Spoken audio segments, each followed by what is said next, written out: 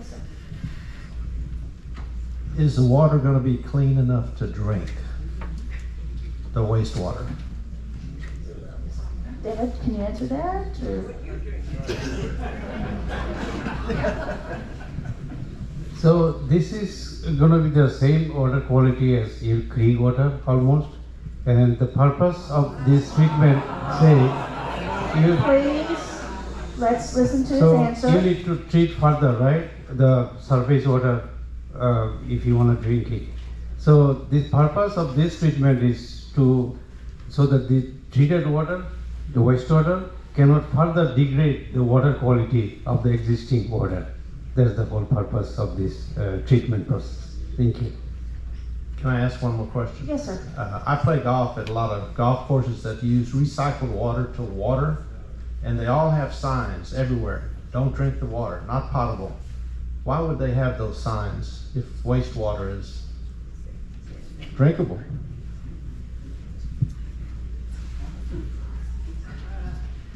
The draft permit was, what we did take into consideration is that it does have the criteria to be protective of human health and primary contact recreation, which does include swimming, and so it is designed to be protective of human health. Thank you. Thank you, sir. Yes, sir. I have one here and one Yes. here. First of all, thank you for coming, and please do your job. Your department is the environment quality. Would you believe to the side of the creek where the wastewater will come? Just remember, there is no perfect plant. What is going to happen with the grease and with the overspills? That's the question. Okay? That's more like a comment. If you'd like to state that again during the formal comments. Yes, what are you going to do with the grease? How do you prevent that everything becomes greasy? Grease. How do you The prevent grease the that we grease? put. We do also have aesthetic parameters in our criteria, and those take into consideration oil and grease. Who are we going to complain to, you or to them? If it is greasy. You can go to the regional So office. this is the regional office. You can submit complaint online also, but quicker response you will get from our regional office. If something happens, it's just It will happen. There is no perfect plant. It will happen. That's why we put a lot of terms Yes, and conditions yes, I in the know, permit. I know. So if they But violate, it will happen. then it's your call to call the regional office, or you can call us. Could I? Yes, sir, yes. And you say my question. It's a comment too, okay? Greed is what is motivating you. The guys from Florida are coming to make business, yes? They are going to ruin where we live. The question is, do you have children? Have you walked in the creek? How beautiful it is? I'm sure that you don't do that. You don't think about it because greed consumes the corporation. Whatever they are doing in Florida, they are not doing well. Yes, they come here for more money and expense of our environment. Thank you. That's your question? Yes, sir. Please keep your applause to a minimum so we can get through the questions. First of all, thank you for describing the permit process, and my question is related to that. When I reviewed the permit, it has very little information about it, very little information about the stream and what it was, that the sewage will be dumped into. You develop criteria and parameters that they must meet. How do you do that with so little information about the ecology, the pristine nature about the stream? And how will this information that we provide you be used to finally provide the decision on how you will make the decision on the permit? So I hear several questions Two there. questions. There's two questions. Okay, first we're going to go with the first one. How do you make the decision How with do you so make the little decision? information? Michelle? Our review is specific, and we do take into consideration a lot of information that may not be in the permit that you saw, but our review does contain specific information. We did visit the site, and we use specific information when we develop our nutrient screening. We consider like the substrate of the river, of the stream, and we're taking into consideration how much sunlight is coming through the canopy and how sensitive it is to nutrients and various other parameters. And we also are looking at like what parts of the stream are pooled and what parts are intermittent, and it all goes into a review process that results in us having specific limits to be protective of that specific stream and water body. Follow-up question, what do you consider the stream? Right where it's being discharged or everything downstream? We look at the discharge point and then we look downstream as well. And your second question, sir? My second question is, how will the comments we provide you, if we provide you information that you did not consider, how will they be used to make the decision on the permit? If you are providing new information, then we will look at the information and we will consider it and evaluate it, and if deemed applicable, then we can use that and change the permit if it is deemed applicable. It's going to be on your second portion, formal comment portion. Yes. You can make comments, so we'll make reports. Can't hear you. Please speak into the microphone. So if you have further information you want to share with us, you can make the formal comments in the next session. This will be recorded, and we will try to either respond to your comments or make some changes. As I said before talking to somebody, this is very initial draft permit. A lot maybe changes still. There is scope based on your comments or any other comments. No problem doing this. That's the purpose of this public meeting. Thank you. I'd like to remind everybody, please silence your cell phone and please keep the whispering to a minimum because we can barely hear up here. Okay, well, we'll speak louder into the microphone, please. Stand up, stand up. Okay, could y'all stand up whenever you speak? Okay. Yes, sir. Do you have some sort of preliminary layout where the houses are going to be built on the property? And do you have an idea where the sewer collection lines will be relative to the property? That's applicants. Can y'all address that? The site has not been designed. Please use the microphone. Stand up. Sorry. The development has not been designed by the development engineers, so at this point, we've only laid out the treatment plant to be able to handle the flow that's coming in. Hope that answers your question. On the map of the plant site, it indicates a right-of-way that takes that little chunk out of there. So you're telling me no roads have been laid out as far as you know? Not finally, for sure. Okay. Are there going to be lift stations or any pressurized mains on the property? I can't address that, sorry. I see that you plan for 3 phases of construction and 3 phases of sewer plants. Can you tell us about that? That is a guesstimate, and this kind of goes to a permitting process. The state wants to understand how fast they think the infill is going to come. The way they issue the permit is in phases. So you see the first phase, second phase, third phase. They want to understand that we have enough land to actually build out how much service area is going to be there. How many houses are you talking about? I think it's 2,900, I believe. You know the number. Please, let's Okay, so keep as the that sewer down. lines come in, however they should be coming in, where will the effluent be collected? Or the raw sewage, I should say. Where will it be collected? At the plant. And how will it be collected? Will it go into a pond first? Will it go into the plant itself? They'll go into the plant. It'll go into the plant. So the reason you're doing this in 3 phases is you don't really know at this point what's going to be coming down the pipeline, and you need to plan for that, and you're going to do it in Correct. 3 phases. Okay. Are there going to be any ponds, holding ponds, settling ponds, any ponds of any nature on the plant site or on the property? Not that we're planning for now. For raw wastewater or, Anything? well, so there is an idea to reclaim the water and to put that back out as purple pipe. I think a gentleman addressed using that on golf courses. That is the primary plan, rather than putting it back into the creek.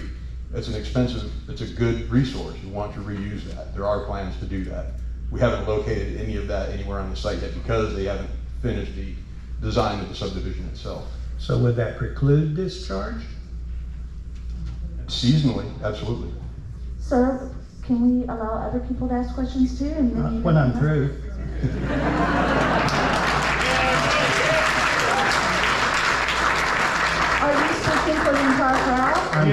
for the Scenic Loop below the Creek Alliance. Once the effluent has completed the treatment process, where does it go? First, it will go into a tank on the site as treated effluent. Then, presumably, while the infill is coming in, it will go to a distribution system for irrigation, whatever permitted uses are allowed. Okay, but for the purposes of this permit, it shows you pumping it uphill. So under that scenario, what do you do with the effluent?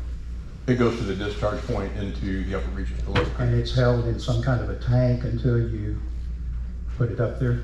Correct. How much is going to go at any one time? How many houses will be built? You tell me. It's gonna change. I'm not building this thing, It's you gonna- are. It's gonna change every day. What endangered species did you identify and where? Michelle. Unendangered, can you hear? Okay.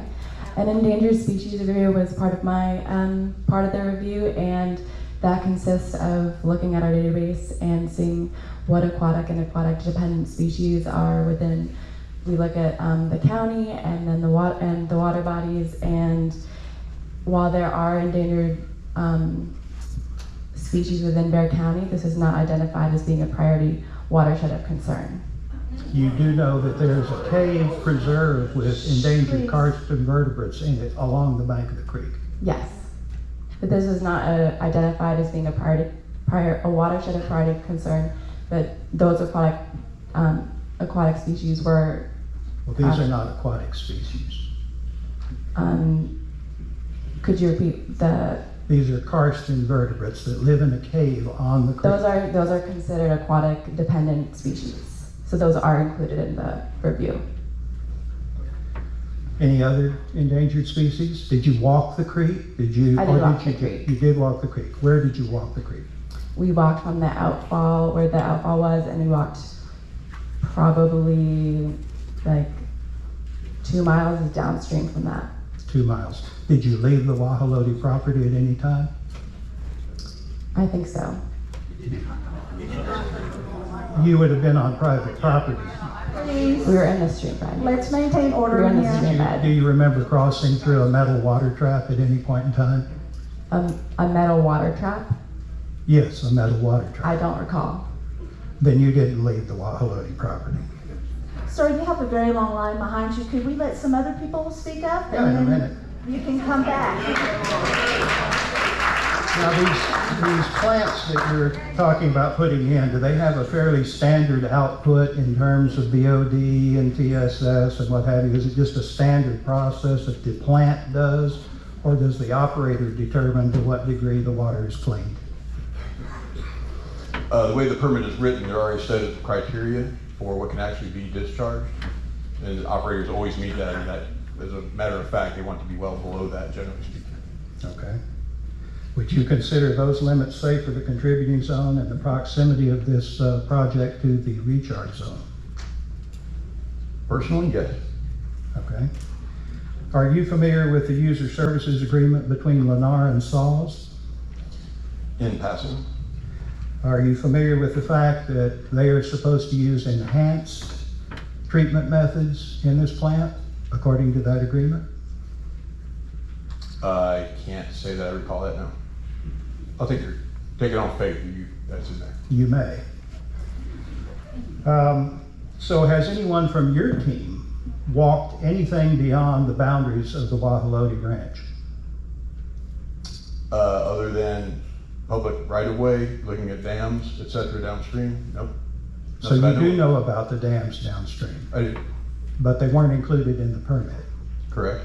Okay. Was there a reason for that? It's not a regulatory criteria under the program. And yet the Highland Lakes are precluded from discharge because they're reservoirs. Can you explain that? That's probably better directed to the regulatory body. Eva, do you know the answer to that? What is the The question? question is, we have 6 dams on the Helotes Creek below the Quajolote Tract. They're used primarily for swimming, but one is a fishing and boating lake. In the Highland Lakes, the TCEQ has a rule that prevents discharge to lakes and reservoirs because of increased sedimentation and nutrient densification. How would that rule apply to these dams? Good evening, my name is Brittany Lee, and I'm one of the senior staff reviewers at the TCEQ for the Water Quality Standards Implementation Team. The Highland Lakes are a different breed, essentially. In Helotes Creek, those rules wouldn't apply here. That's only for the Highland Lakes. So if your question is, how would we apply that watershed rule to this watershed, we would not. Now, I'm not asking you to apply that rule. I'm asking you to apply the underlying understanding of why that rule exists to these dams. So in this particular review, based on our implementation procedures, we're required to review up to 2 miles downstream for a 1 million gallon per day plant, such as this one in their final phase. What about a 1 to 4? For a 1 to 4, it's 2.7 miles. Or for a 1 to 2, it's 2.7 miles.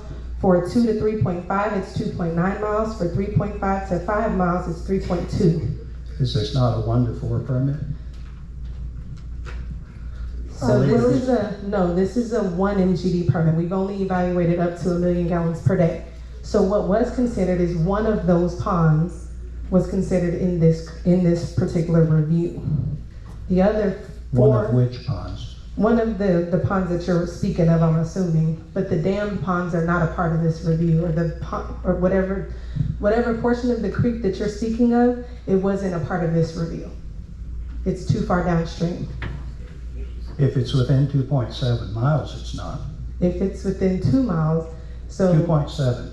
The permit says 1 to 4 million with a 1 million average. Right. So again, we are required to review, and I can show you right here, sir. We're required to review based on the permitted flow per day. There's a chart in our implementation procedures. If you guys want to look it up on page 17, you're welcome to. And on this chart, for a 1 to 2, it's 2.7. However, this one is up to 1 MGD in their final phase, their average. So we reviewed in practice, we go 3 miles. However, we're required to evaluate 2 miles. And in those first 2 to 3 miles that were evaluated in this review, there was 1 pond that was noted and accounted for. We've also walked that pond, we've seen that pond, we know the characteristics of that pond. Is that the pond on the Quajolote Ranch? Yes, sir. I believe it is. Okay. 1.1. Who owns the water that will be coming from the individual homes to your plant? I don't think I'm qualified to answer that. That's a water rights question. Anybody here know that answer? The state does. It goes to state. If the water is within the bed and banks, it belongs to the state. Now, I'm talking about in the sewer line, when I flush my toilet in the house that I buy in the Lennar development, and it's traveling downstream to the sewer plant, who owns that water? That's a different department than what we work in, sir. Okay, so you don't know the answer. When you discharge it from your plant to the discharge point on the Quajolote, who owns that water? Again, that's a legal question. I'm just the engineer. Is there anyone at the That is TCEQ the that can answer state. it? That's the state. That's Waters of the U.S. The state owns it from the plant to the discharge point. Can you stand up, please, so people can see who's talking? Once it leaves the discharge point and enters the bed and banks, it becomes waters of the state. Okay. The question was, from the plant to the discharge point, who owns it? That would be the plant. It's on their property. The plant owns it. Yeah. Okay. Does the plant own it from the homeowner's home to the plant? Sir, would you like to submit these for Yeah, informal you should comment? I already have. All right, good. I already have. Well, then, you may sit down and let someone else speak. I want to hear the answers. For your question on what happens once you flush that water and it goes into the collection system, the permit holder is the responsible party. So I Okay. guess you could say they own it. So if something were to happen, such as an unauthorized discharge from the collection system, the permit holder is the responsible party. If an unauthorized discharge comes to the plant from the plant, like out of, like partial treatment, but it wasn't fully treated and didn't come out of the actual discharge authorized location, the permittee is responsible. That would be an unauthorized discharge. Okay. Does that answer your question? That does. Thank you. There is a 50-foot drainage easement identified running from west to east below the plant site to the southeast corner of the property. Can you tell me what that's for? I honestly cannot. Again, sorry about that. So to be clear, I worked on the treatment plant itself. I have not been involved with the land development of the project and housing, drive, roads, all that stuff. So if we can stick to treatment plant questions, I can probably help you. Okay. What will the constituency of the effluent be when it leaves the plant? Will it be the permit allowed constituency?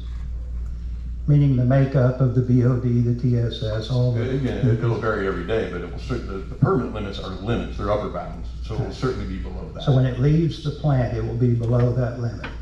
When it leaves the discharge point 1 mile upstream, will it be the same roughly? Yes, sir. When it reaches the water gate, a little over 1 mile downstream in the Helotes Creek where it passes to the Topperwines property, will it be roughly the same? Depends what's already in the creek. So you're blending creek water and basically drinking water. So I would assume it's going to be dirtier leaving there than it comes out of the plant. 2 miles downstream? Can't address hard to say. So is it safe to say that the further downstream you get, the safer the water is? I would probably go the other direction.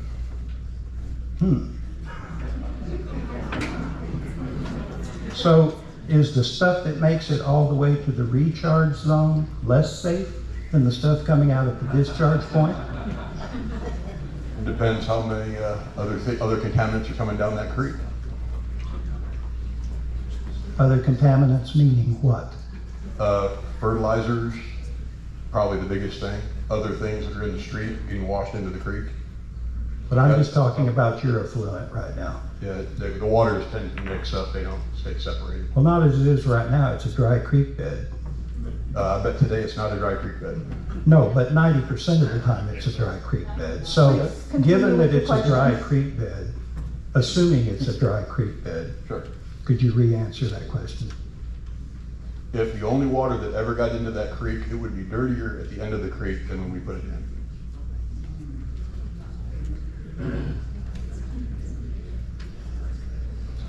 I understand that the TCEQ has an 11-point screening process that it puts a body of water through to determine the threat level to the water course. Can you describe that to me?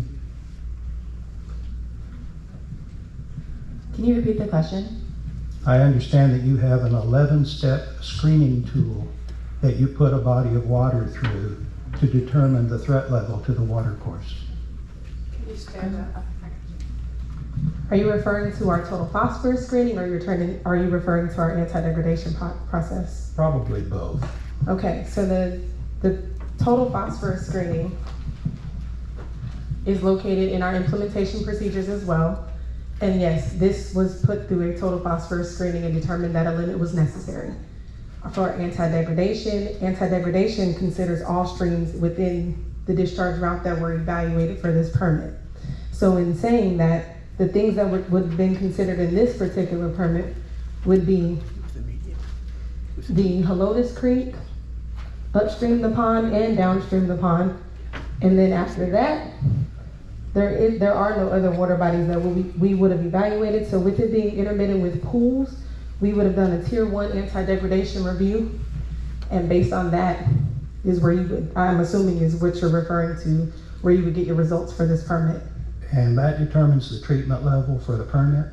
The total phosphorus would, yes, sir. Okay, what about the other one you mentioned? That's just an overall recommendation that we would give. It's not necessarily a determination process. Okay.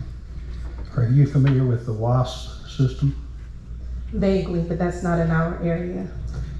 Why doesn't TCEQ use the WASP system that's used by EPA to evaluate streams?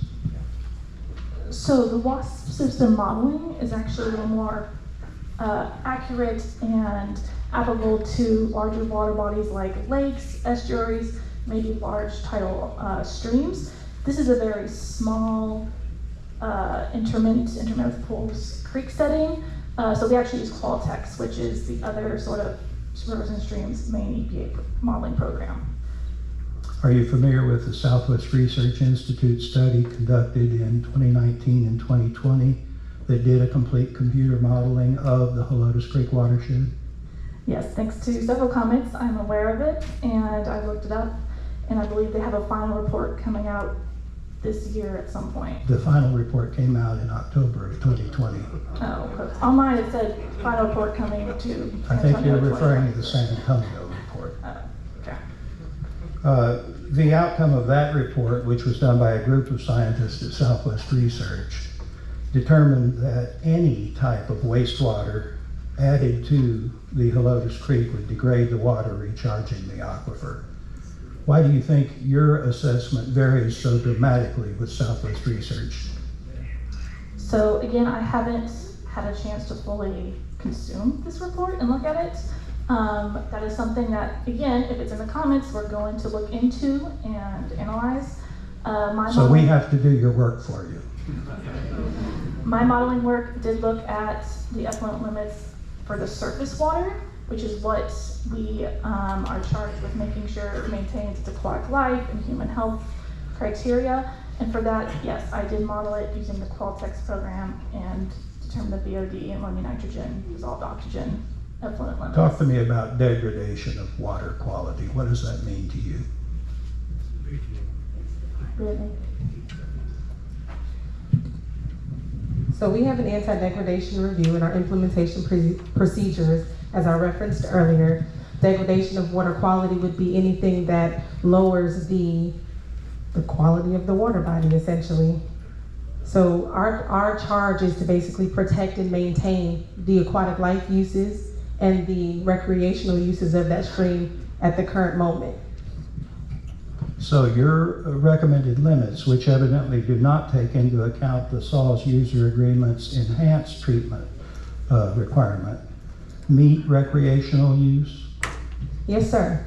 So our recreational uses are determined using bacteria criteria, and that's determined using our segment criteria. These are numbers that were developed all over the state of Texas for different segments, using stream data gauges, using SWCM numbers or surface water quality monitoring, using those numbers. So several samples have been taken over several years, and criteria has been developed over those years for ambient criteria, which would be like if I went out and stuck a cup in there and measured it, right?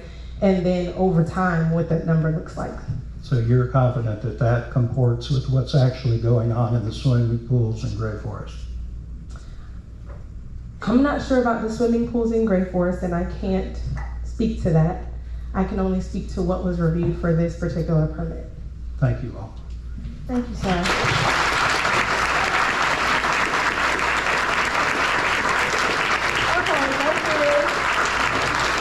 I have two questions. Question one is, why did the TCEQ speakers not stand up before this large crowd so that everybody could see who was talking? Why did you not have the courtesy to do that? That's not something that we're accustomed to do. We're normally on a stage. So courtesy doesn't normal here. The other question No, is... no, ma'am, no. The other question is, why did TCEQ not have the courtesy to give all these people a place to park and make sure that Doubletree unlocked their gate so people would have a place to park? We are not in charge of that. Questioned courtesy twice. Thanks. Thank you. I'll be brief. Please be mindful and respectful to one another so we can get through this process. You talk to me? No, sir, you're next. Okay, thank you. I'll be brief. I would like to know if anyone, especially you guys, have ever done a survey to locate all open caves in the route of this creek. And if you have, how far away from the creek bed do you go to locate caves? Can y'all see me? I'm pretty tall anyway. So that's not a part of this review from our division. That would actually be a part of the Edwards Aquifer team that would go out there and look at those features. but that's not something that's a part of the water quality standards implementation review. Thank you. You know, it's not a feature, it's a main conduit to the aquifer. Yes, sir, we're aware that this. Well, then somebody needs to go ahead and take a survey and see how many open caves that this effluent can go down and pollute the aquifer. Yes, sir, I encourage you to submit that Please in a look formal into comment. Yes, sir. Thank you. Yes, ma'am.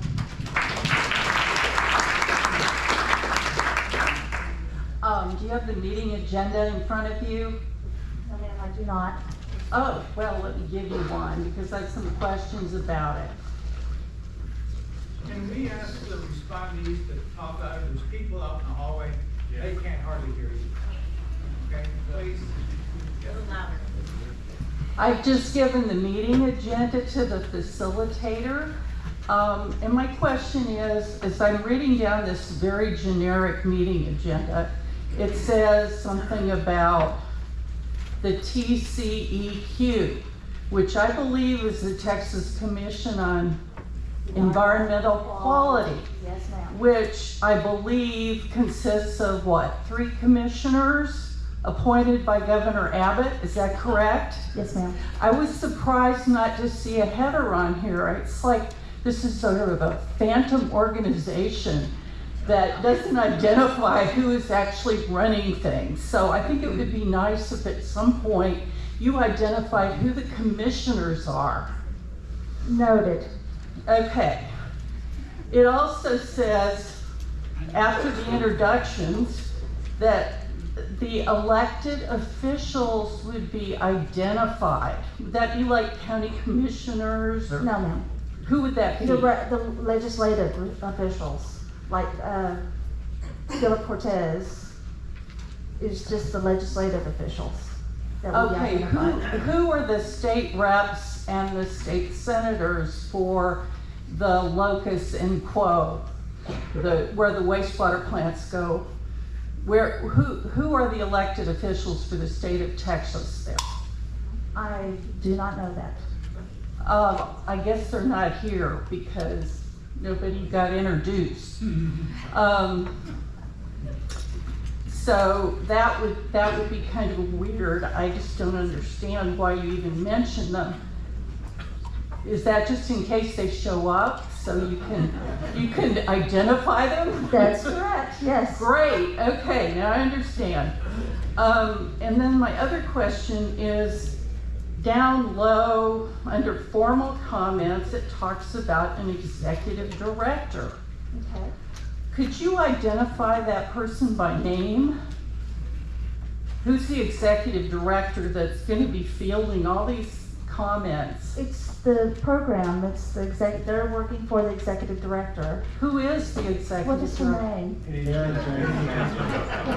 Man, we put you on the spot. Well, I'm just curious because there must be a person up there in Austin who's obviously not here, Yes. who's going to be taking all this stuff down and looking at it, and then what? I don't know The what. executive director. Yes, ma'am. So the executive director right now is Miss Erin Chancellor. Okay. So once this goes through the process, and when it ultimately does go in front of our 3 commissioners, the executive director will make her recommendation of whether to grant this permit, to send it to a hearing, whatever that may be. And the commissioners ultimately make that decision. Do the commissioners actually take action on the draft permit? I mean, they decide whether or not to issue the draft permit at that time, whether to send it to a hearing, whatever that may be. When are they going to formally consider the draft permit? That won't be until after the response to comments, which I mentioned earlier. And then after that, there will be another document that comes out called the response to hearing request. Once that is issued, then it will be set to go in front of the commissioners. Okay, thank you. Yes, ma'am. Thank you. Hi, so I'm curious if this treated effluent, once it's discharged, is it still going to be safe is it going to be safe for people to swim in? Michelle.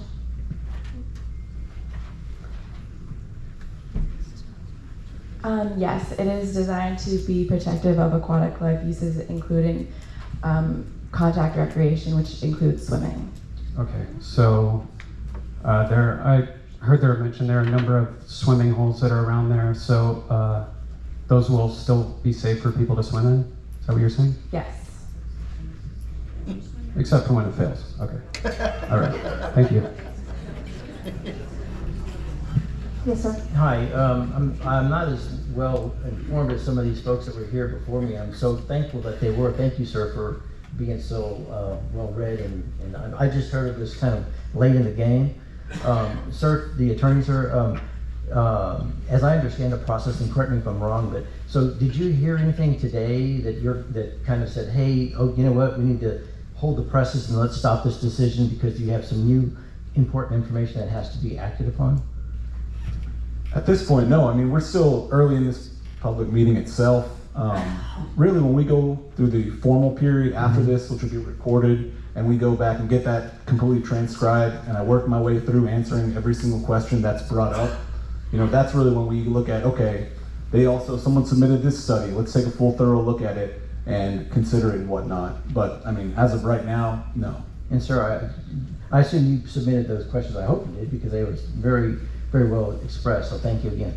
I'm not a geologist, but I don't really understand. I do understand a little bit about the way the water does kind of percolate through the ground. What type of considerations were made with regards to water percolating through to maybe substrates or any kind of well water quality, like aquifers or anything like that?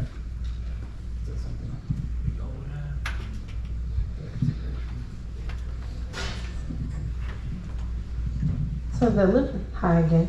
The limits that are placed in the permit are protective of human health criteria and aquatic life criteria. So we assume that the water that percolates through the limestone, which is what you're referring to, is protective of water quality.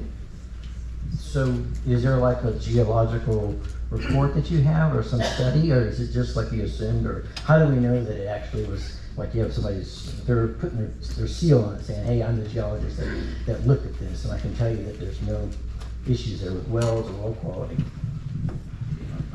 So if you look at the permit effluent limits, this is a very, very stringent permit limit we have so far. You look at the biological oxygen demand, 5, total suspended solids, 5, ammonia nitrogen, 2, and also has total phosphorus limit in it. So this particular permit follows the Edward Aquifers rules. So we have a different chapters especially for the Edward Aquifers rules. So those effluent limits are taken from those rules. It's not common. Commonly we place 10, 15, 3, something like that in general. But this is, you see, 5, 5, 2 limits. These are very, very, very stringent limits. And also they're using the UV system, ultralight violet system, to disinfect the effluent treated. They are not using even chlorine, so there will be no chlorine in the effluent. And also they have the dissolved oxygen level limitations. They have to maintain the minimum dissolved oxygen level 4.0 milligram per liter.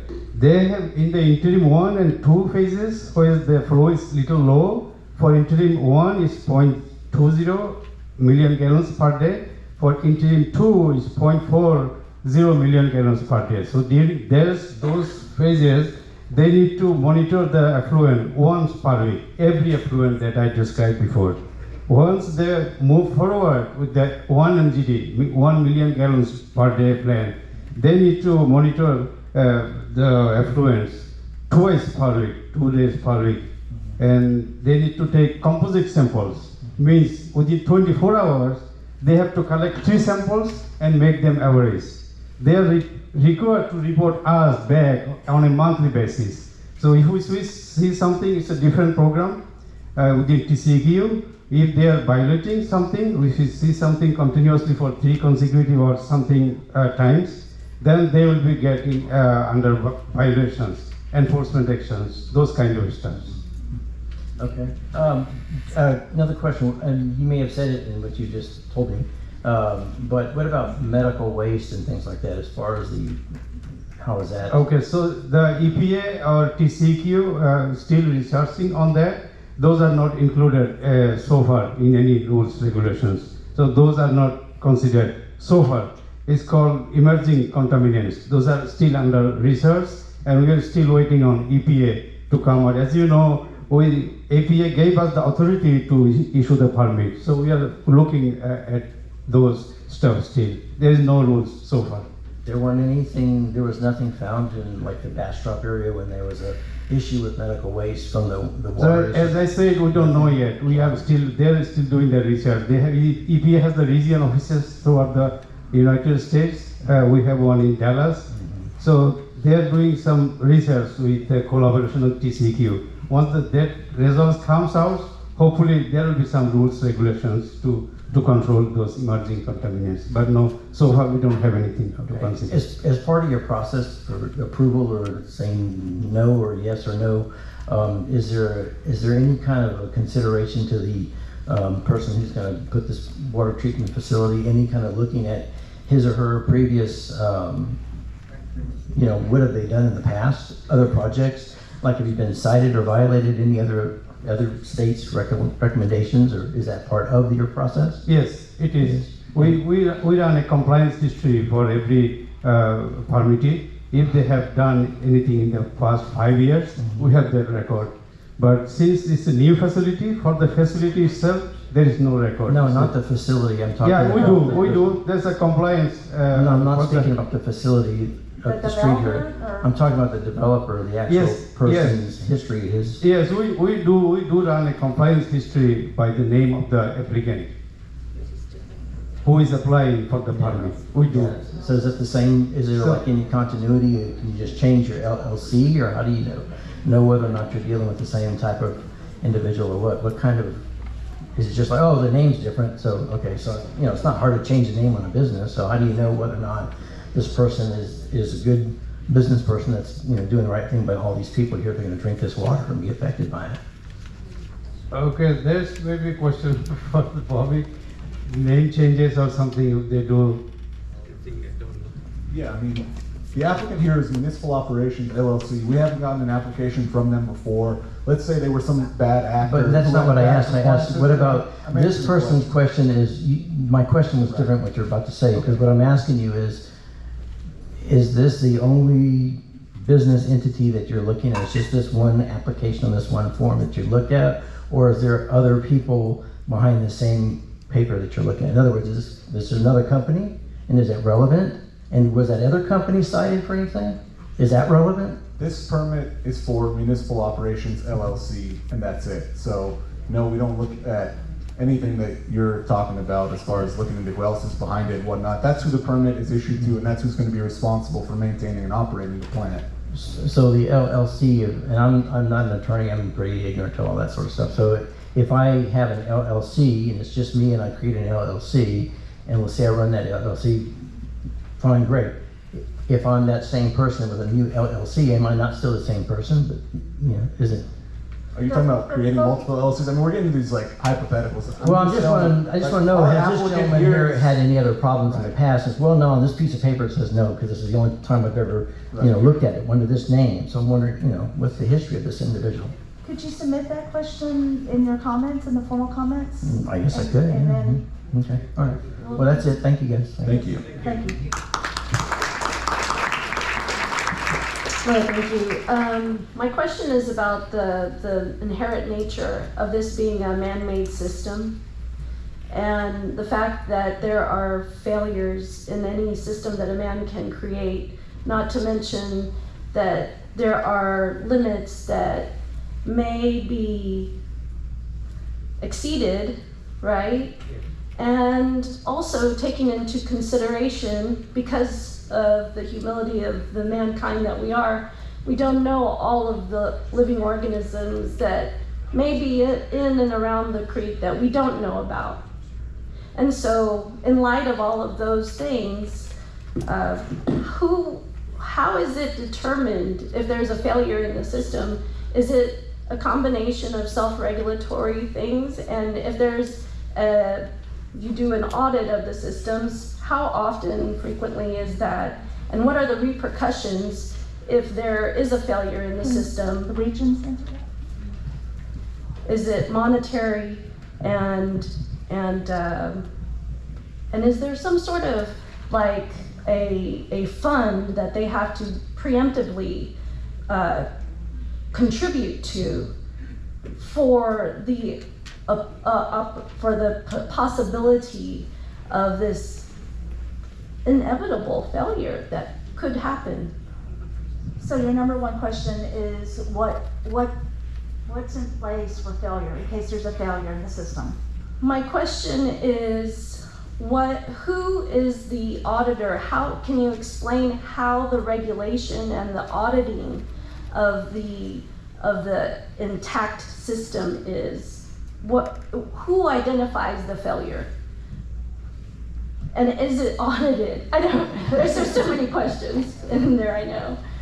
No, it's no problem. I'm Joy Thurston Cook. I'm in the San Antonio Regional Office. I'm the water section manager. So if the permit is approved and a plant is built, that's when the regions become involved. So as a major, this is anything over 1 million gallons is considered a major wastewater treatment plant. So that triggers our compliance monitoring strategy that we would look at that plant, audit or do a comprehensive compliance investigation of that plant every other year.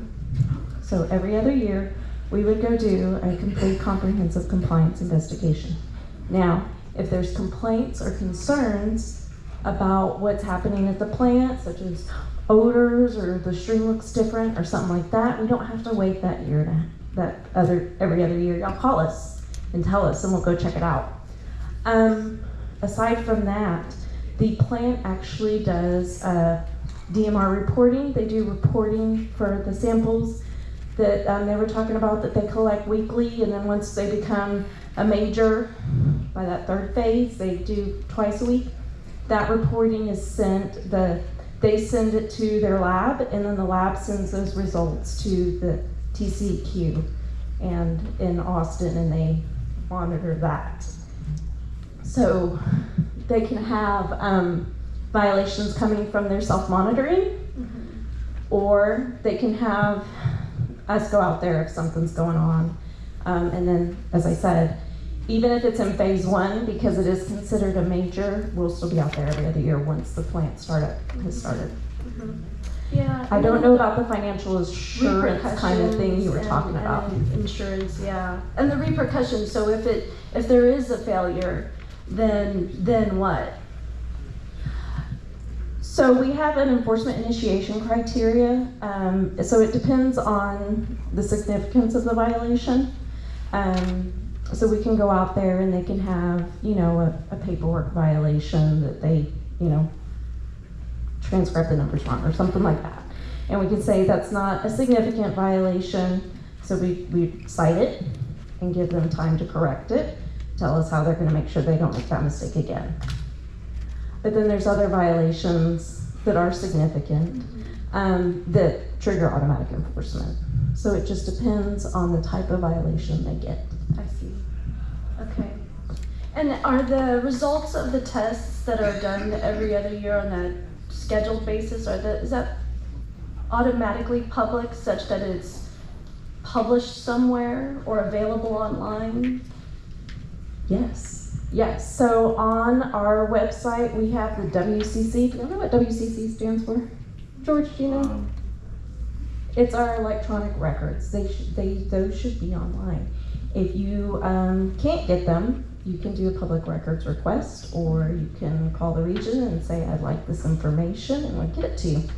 Everything we do is public record. Okay, thank you. Thank you. Yes, sir. Yes, hello. I'm going to move this up just a little bit. Sure. So I just want to have everybody take a look around, and I want to introduce myself. So my name is Rose Cannon. I'm from Wyoming.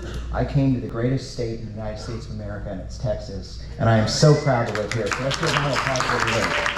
And I also wanted to say, too, that we live in a very angry, divided country. I've seen more diversity here in terms of political views, viewpoints, race and ethnicity than I thought I would. I almost didn't show up because I did not believe in the democratic process. I think it's important that we look at how this impacts quality of life, and especially traffic. 2,900 homes, each family member, each home might have 4 people, 3 to 4 people. That's a significant increase. So traffic, obviously, quality of life. I feel like this is one of the few areas where the right and the left, whatever you are on the political spectrum, can look at that. So my question is, impact on traffic, which obviously has an environmental impact. Also, the quality of the homes. What kinds of homes are you building? What's their price point, and what's their suitability over a 10, 20 year period? We're only focused here on this wastewater treatment Right. application But in tonight. terms of the water, we're going to be filtering water through these homes. So this has an impact over a greater ecosystem. The lady before me just spoke about that, and this gentleman over here spoke about a number of important questions. So my question is impact upon quality of life and traffic.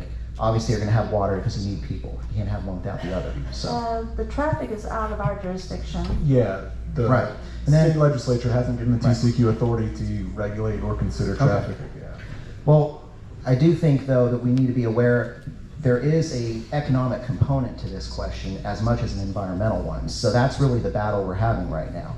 How do we balance public good versus private interest? And that's what I think we're all very concerned about right here. So I want to ask about the environmental impact upon all this water and how it's being filtered and how that would work, because I certainly am concerned. I just moved here, and it concerned me enough that I came to this meeting because I wanted to learn more. And I feel like it's been a very opaque, non-transparent process, so I'm glad we're all here to bring it out in the open, because it's concerned me enough to get me out of it, out of my job to do something about this. So appreciate you being here. And I'm gonna be respectful too. Like, you guys have a job to do, so my question is, what are the regulations on this? I mean, it doesn't make any, it seems, it's upsetting to me, because we're looking at this from a very narrow time frame. What about 10, 20 years from now, which was said earlier? How is this gonna be a safeguard for the future, and what's the environmental impact on it? And also the property value impact, we haven't even discussed that either. So.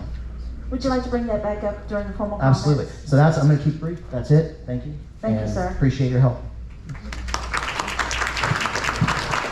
Hey everyone, Brad Patterson with the Office of the Chief Clerk. I'm just checking in to do some housekeeping. We're about an hour into the meeting. We still need to conduct our formal comment session as well. We've got about 40 of you who have signed up to provide comments for the record. So for now, we've got 8 folks in line.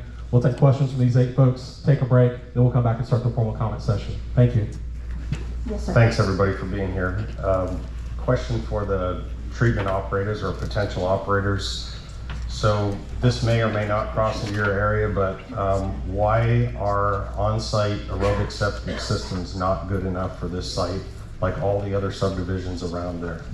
Why do we need to go to a high impact on a very dangerous precedent that we're going to set by setting up a large sewer treatment plant in a very environmentally sensitive area, when we could simply do what everyone else is doing and what San Antonio put in their master plan, which is for this area to be 10-acre tract of land with minimal impact because of the environmental sensitivity of it. Why would we do this? Applicant, can you answer that question?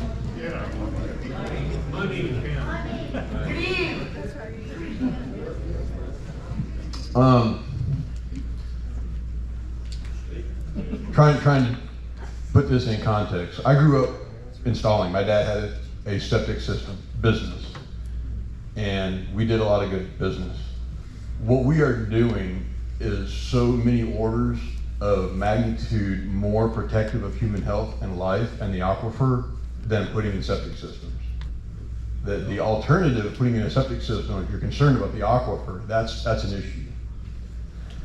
I would submit they're putting in a treatment system to actually improve the environment and to reclaim the water. There's density, you need housing. I don't want to get on the soapbox, it's not my job here. But there's housing needed, right? Which equates to some level of density. Understand that that's not here for discussion. The investment in the level of treatment that they are proposing to do is almost drinking water quality. I would submit they're putting an awful lot of investment into this project to provide housing. I guess I don't know if that's the answer. I guess I'm.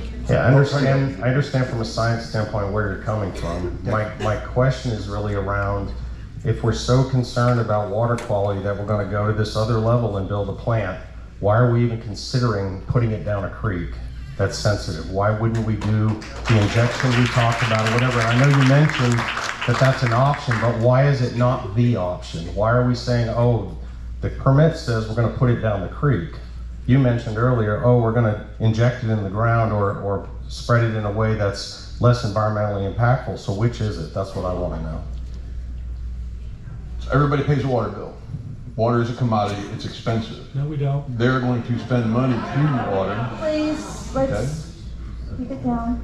So the idea here is to, rather than import more water or pour more water out of the aquifer to support the development, we're going to reclaim the water and reuse it for irrigation, what have you, within the site. To the extent we can. When it's freezing outside, obviously that's not going to work. You have to have a discharge permit in that case. That's really the overarching concept of the development. So is there a commitment to do that, or is that just the concept? There's a request with TCEQ to include this. It's a separate permitting process. Right. Mr. Salehi can talk to that. We filed the request to do that. So they can't actually take action on it until this discharge permit's approved. You have to have a discharge permit before they give you a permit to go reclaim it. So when there's bad weather, when you can't reclaim the water, you have a place to go with it. I understand that process, so then that gives me, I want to ask y'all a question on that same thing. If we have to have a permit, a discharge permit first, before they can do what really is the most environmentally conscious thing to do and also the best thing for the aquifer, is there some way that we can guarantee that that's what's actually going to happen, as opposed to we get a discharge permit first and then we don't get the permit for the injection and then all of a sudden we just dump it down the creek? Is that a possibility? Actually, we cannot dictate the applicant the treatment process they will follow. It depends on them. We review their information, their what's submitted. We cannot dictate them, hey, do OSSF, don't do the wastewater treatment plant. We don't have the authority to dictate someone. I'm confused that the TCEQ is supposed to protect environmental quality, and we know that there's problems in this area with discharge if it's done the wrong way. Why would we not do something to stop that? You have the authority to do that. I'll stick to my previous answers also. So we have different program also with the OSSF, with the TCEQ. We do that, and they can dispose up to 5,000 gallons per day only per OSSF. So if they go above 5,000 gallons per day, we cannot allow them to do the OSSF. So they can do multiple OSSF, or they can do a wastewater treatment systems. We don't have the authority to dictate them to adopt either of these. I understand, but you do have the authority to say no to a sewer treatment plant and discharge. If they don't comply with our rules, regulations, with our requirement, yes, of course, we can say no. Okay. But as long as they comply with rules and regulations and the authority that we are following, we cannot say no. We can ask for more information from them. I understand. I would just ask you to consider more information. So my next question is how long have you all been operating a sewer treatment plant, or have you? We operate 75 sewer plants across. Please use your microphone there. Yes, sir, we operate 75 sewer plants across the state of Texas. Okay. Are they all under the same LLC that they're checking on? No, we have municipal operations consulting, we have a different LLC. Okay. Yes, sir. Has that LLC ever had problems with discharge or being fined or not being in compliance? I think we have one issue in the past, sir. Okay. Okay. Okay, understand. Do plants fail? Plants have issues, but we do a good job, we do really good what we do. Yeah, I'm not saying y'all don't do your job well. I'm just asking plants fail, right? And when they fail, what happens? Take care of it. You fix it. No. What happens with the discharge, with the raw sewage when a plant fails? We'll haul it off and take care of it. We won't discharge it. Does it ever overflow the capacity of the system if it's a bad failure and discharged? Things happen, sir. Yeah, so that does happen. Okay. So if that happens and it goes down the creek, what are we gonna do then? Joy? Joy. So we If we get lost sewage, Accidental discharge. An unauthorized discharge, so if the permittee has an unauthorized discharge, They are required to notify us of the unauthorized discharge. They're required to send in a report within 5 days that says what occurred. Sorry, I got distracted. To tell us what occurred, how they remediated the unauthorized discharge, and how they fixed the issue so that it won't happen again. If they do not report it and we find out through a complaint or something like that, then they're in violation of the reporting requirements.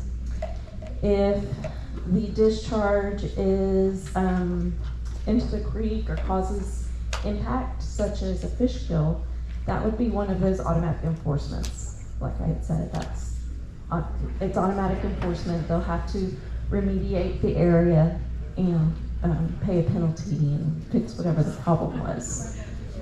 Does that answer your question? It does.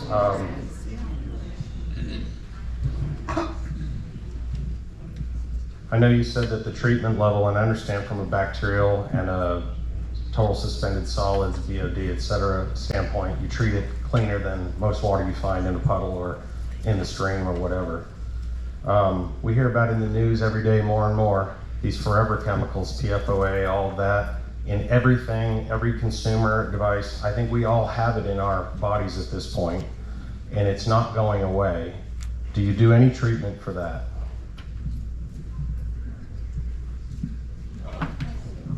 Does the plant treat for those? Does the plant treat for pharmaceuticals? It's not regulated, we don't actually measure. Please, microphone. It's a loaded question. It's not regulated, so we don't actually measure it. We know from experience and all the scientific data, it does, the processes we're using do actually a pretty good job of removing most of those things. Okay. What about household chemicals? Which ones? Cleaning chemicals, pesticides, things that people tend to put down the drain that they shouldn't. Do we treat for those specifically? Not specifically, no. No. So how do you say that the water that's going into that creek is cleaner than what's in there when you know those things are in there? One, I don't know that those things are in there. Well, we know we're not treating for them, and we know that they're in Are you these putting them down the things. drain? I'm sorry? Are you the one putting them down the drain? You know, Oh, you're cute. PFOAs are in almost everything that we buy at this point. Soaps, etc. So we know they're there. I'm simply asking the question, how can you stand there and say that the water is cleaner than the water in the creek? I understand that from a total suspended solids or a bacterial load, I get that. You guys are killing everything in it and you're running it through a system and there's very little left, and that's great.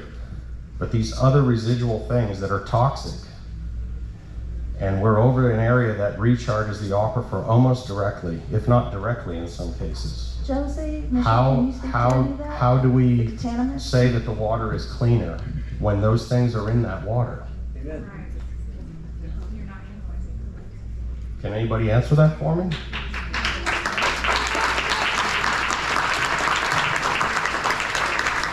And I understand from a TCEQ standpoint that you can only check for or regulate what's regulated, but there has to be a conscience at some level where you say, you know that this is a sensitive place and a sensitive environment. And I know that it says you only have to go 2 miles or whatever downstream, but there's a lot of things downstream from here, and it does go directly into our water source. We have a wonderful water source right now in Gray Forest, and it won't be if that stuff gets in it. That's going to be a Formal session Okay. comment, because All we don't review those kind of stuff. If you put in the formal comments, those will be recorded and sent to the higher management for consideration in the Okay. future. The lab that tests your samples for you, is it a third-party lab or your own lab? Third-party lab. Okay. Accredited by the state of Texas. Understand, thank you. Are there plans to add to this in the future, this site, to make it larger? You mentioned something about that earlier, maybe I misunderstood you. No, the permit is for 1 million gallons, which would be as far as we understand, the entire development of that Quajolote ranch. Okay, understand, thank you. I think that's it. Thank you for your answering my questions, thank you. Thank you, sir. Thank you. I just had a few questions. One is, I know that there's going to be some compelling evidence that I hope TCEQ looks at that perhaps you have not looked at previously, like the report from Southwest Research Institute, some of the best scientists from across the world that work right here in San Antonio doing some very rigorous work. And so there are some alarming things in that report. My question is, do you have the capability or the model where you look at some of those things that will be compelling evidence that they'll take a look at, or do you just sort of blindly do whatever they sign off on something and you just keep going? Or do you look at some of the evidence that they'll look at to maybe direct some of the things that you'll be doing, like that Southwest Research report? If you're asking what I do, we collaborate with the other scientists. I mean, this is a collaborative effort going through this. They actually obviously have the regulatory authority and responsibility to do that. You know, I'm a consultant working for the guys here. We help them understand and work within that framework. Hope that answers your question. I was just hoping that I think that report is so significant that both y'all should read it and not take the word of someone who interprets it for you. Because I think you probably have the brain power to read it on your own and make some determinations. My other question is, out of those 75 plants, do you have any current litigation you're facing across Texas or similar things that we should watch, lessons learned from, that perhaps you could Do you have a question improve? about this application, sir? Yeah, I'm just wondering if there That's out a of question those for the formal comments. 75 treatment plants that they talked about, are there any current litigation that they're facing that we should be aware of? No, sir, we have not. And then in this application process, I'm just wondering if there's any documents on file that disclose conflict of interest between TCEQ and your plant, shareholders of Lennar, and if there are any available, how do we look at those? And if they're not available, who's the I guess the authority that makes sure that there's no conflict of interest? What is your question again, sir? So because we're dealing with the state of Texas, and Lennar Homes is across the state of Texas, and because there's 75 plants across the state of Texas, and there are many shareholders and people involved, I just want to make sure that there's no conflict of interest that sways a decision one way or another in the entire process. So I'm just wondering how do you do the due diligence to make sure that's not happening, or how could I as a citizen help you make sure there's a due diligence that that's not occurring? That I'm aware of right now, that there is no formal process for the reviewers. However, when we are a part of something, or if there is a conflict of interest, we are required to recuse ourselves from that application. If a person leaves the TCEQ, they're not allowed to work on something for 5 years that pertain to whatever their job was at the TCEQ. And that is a rule that's required by HR. So I hope that answers your question, but we're required to recuse ourselves if there is a conflict of interest. And so there's nothing on file right now that you're aware of? That I'm aware of. That people have had to do that? That I'm aware of with our reviewers, no, but that would be for our attorney to answer. Sure, great. In addition, as a state agency, all of our stuff is public, so you can always just submit a public information request. I think just Google TCEQ-PIR and there will be a form up there that can walk you right through it. Thanks. Thank you.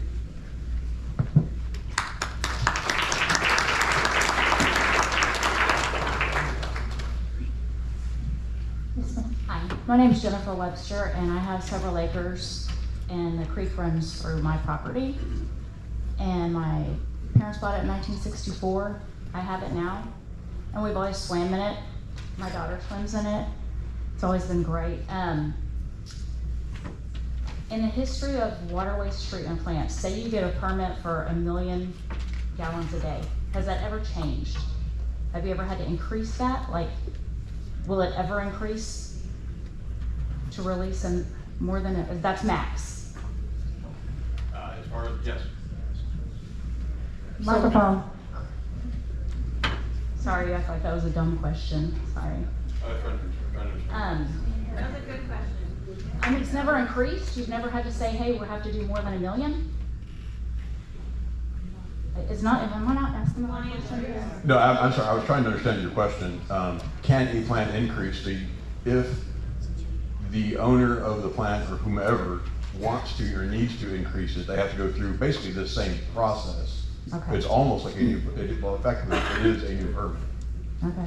So it does happen. It's a fair question. I was trying to understand if they intended to.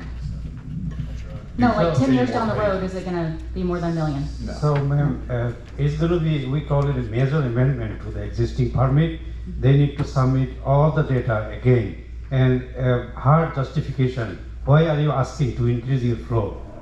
What's your basis? And also look around after 10 years from now, look around within 3 miles. If you have any other wastewater treatment plant, then you can just collaborate with each other, mix with each other.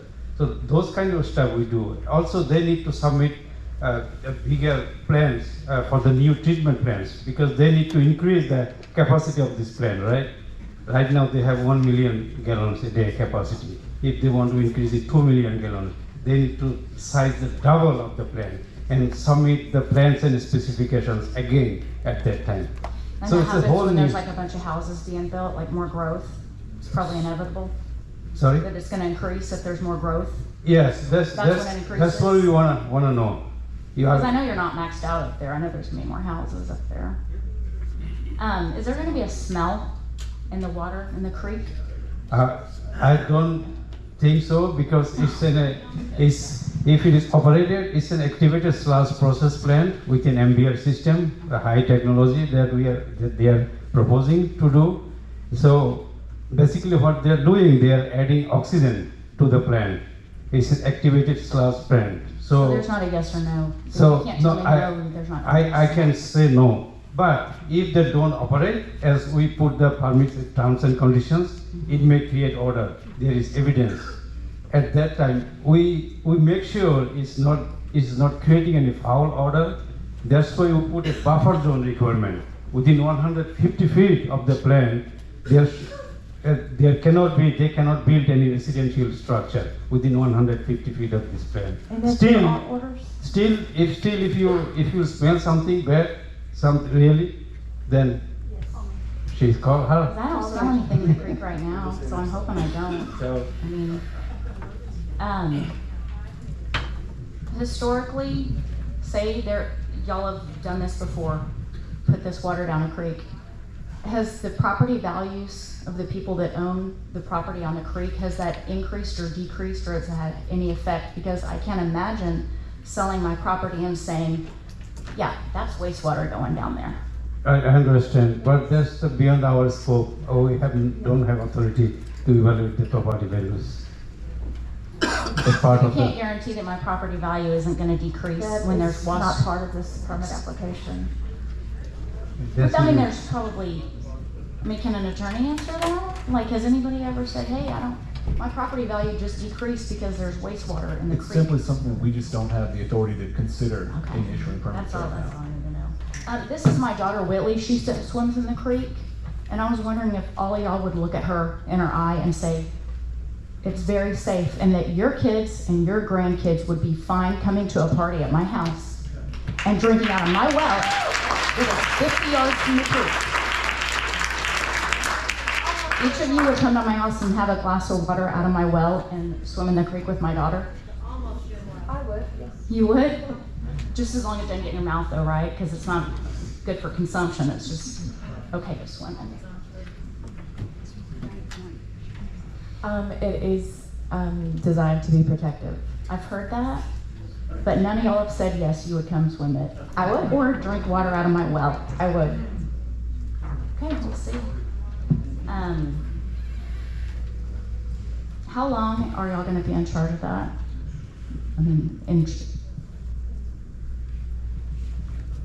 Indefinitely? Definitely. Like you'll run it indefinitely? Yes, ma'am. Hopefully we have a plan for a long time. We're permanent out there. Okay, and just one question. You were telling us to be mindful and thoughtful, and that man over there had the best questions. Did you see anybody behind us get upset at his questions or the time that he took? I don't know None. what anybody's Did thinking anybody now. get upset when he was asking his questions? want anybody to have their time wasted. I wanted to get everybody's questions in. He had the best questions of the night, and it clearly looked like And I'm y'all were glad he submitted intimidated them. by him.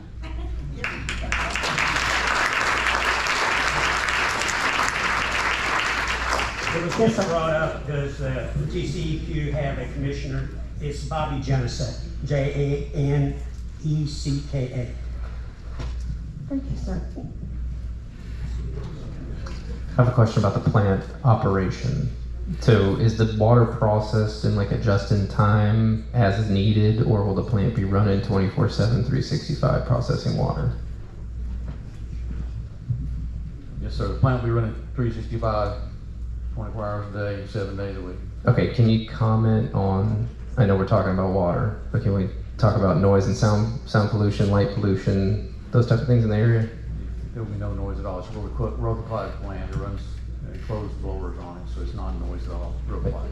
And how about lights? Lights, there'll be some lights on the plant, but we can phase those so they're not bothering one. There'll be some lights on the plant to be able to see at night.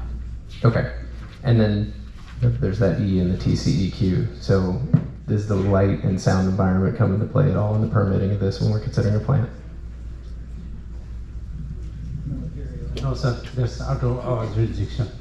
Okay, so no consideration of plans in place? Lights or sound, no. Okay, No, sir. Thank so you. local light and sound pollution regulations that are in place, are y'all beholden to that anywhere else outside of the TCEQ as you build the plant? So in the ETJ, there are rules around light and sound pollution. Are you aware of that? I see nodding heads, but I don't hear words. I don't know who wanted to answer.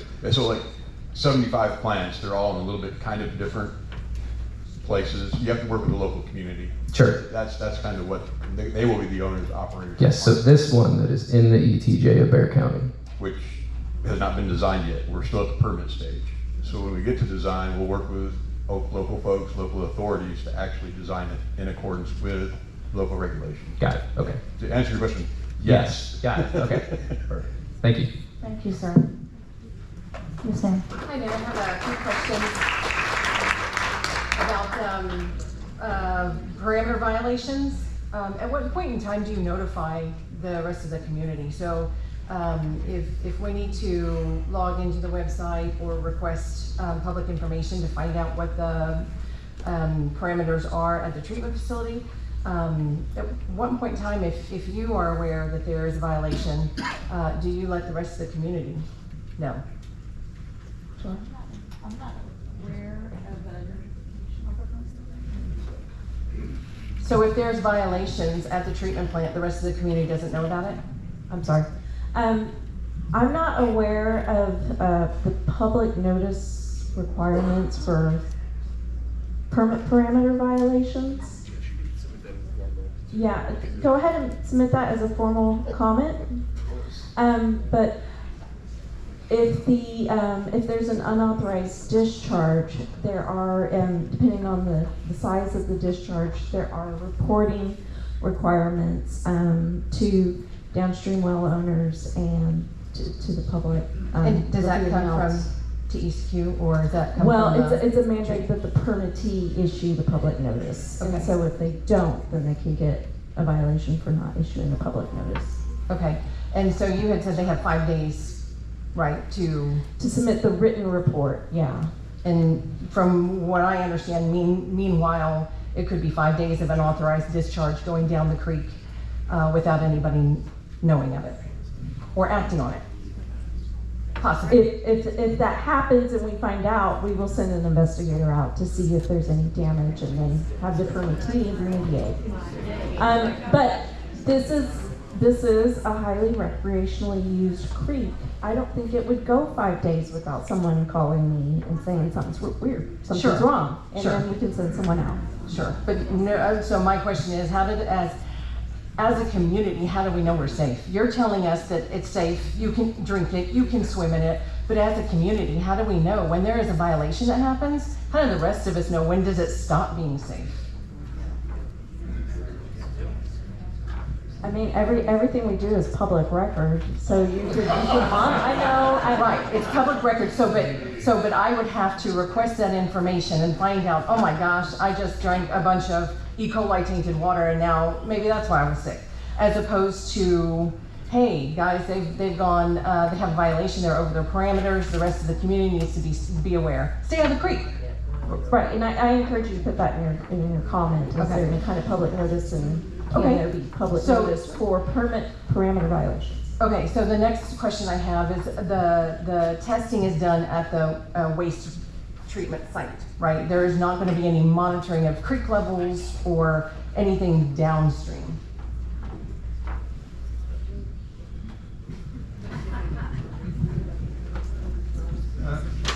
Yes, ma'am, you are right. So they will collect the sample and send it to a accredited lab that's approved by TCEQ. At the treatment plant? No, not at the treatment plant. At the third-party lab, they will test the effluent and send us the report. I'm sorry, at the where? At the different laboratory. Yeah, yes, I understand, but where does that sample come from? Where in our community does that come from? After the final treatment system. So before it leaves the plant, at that point they sample it, and not in the creek or anywhere downstream.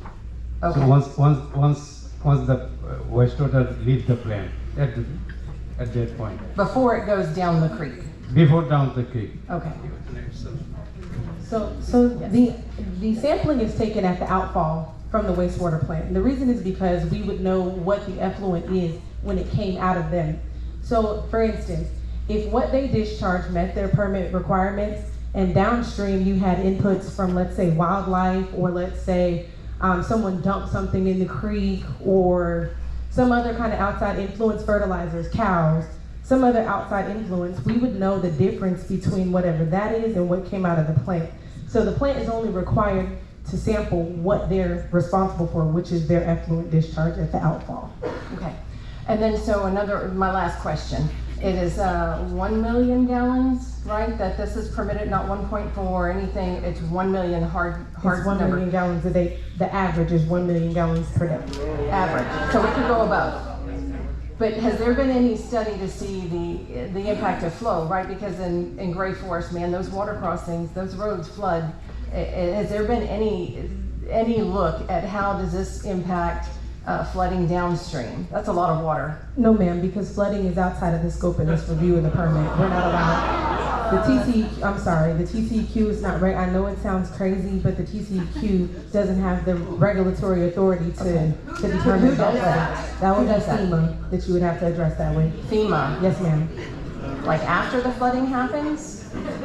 They're required to notify us, then give us a map that says that they're outside of the 100-year floodplain. And outside of that, any kind of flooding with the roads, that would be like a local authority, or that would have to be FEMA that you would address that way. Okay, so nobody has looked at this 100-year floodplain. We're making a huge impact on the environment and the floodplain with a million gallons of water. Nobody has looked at that. How does that affect Gray Forest? Are we gonna be able to drive?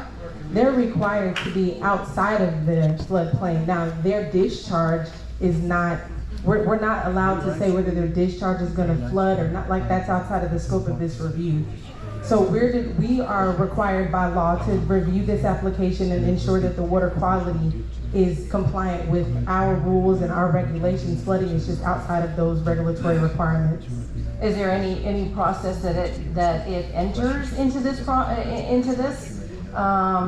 before we talk about putting 1 million gallons of water down the creek? Is there anybody that looks at that to see if the downstream, if it can handle that? So yes, we actually did, and we're required to look at the discharge route again for the first, whatever our chart requires us to, but in practice, we usually go 3 miles downstream of wherever their outfall is. And based on, we walk the stream, and it is treacherous to walk from their outfall downstream. However, we did it. And we determined there was bed and banks there. It's not a flat stream. We're not allowed to issue a permit that would be overland flow, or if there's not bed and banks, we're not allowed to issue a permit from that. So we're not allowed to allow a permit to flood your property. In other words, if you don't have a creek with bed and banks on your property, we can't say, we wouldn't be able to be like, hey, okay, you have a permit now, and there's no stream there. That's not it. So we verify that there is a stream, there's bed and banks, and they can discharge down the stream. And that's in that, you're looking, okay, so bed and bank in that 2 mile, because you said you guys could go to 3 miles, but you didn't, right? So in that 2-mile area, there was no flooding. No, we're not talking about flooding because we can't evaluate flooding, right? We can evaluate the discharge, which is in accordance with our rules, but we cannot evaluate flooding. That's outside of the scope of our review. Okay. We did walk the stream.